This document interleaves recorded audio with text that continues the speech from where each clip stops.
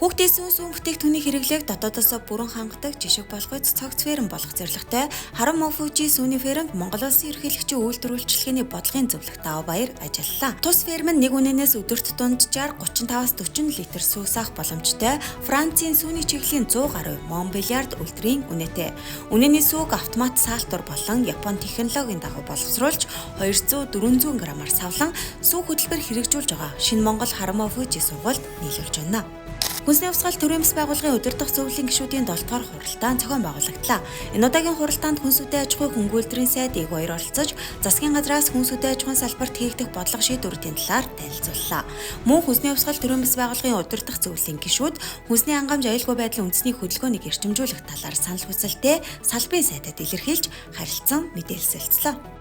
Хүнсний аюулгүй байдлын үндэсний зөвлөлийн хуралдаан 2024 оны 8 дугаар сарын 30-ны өдөр болж зөвлөмж гаргалаа.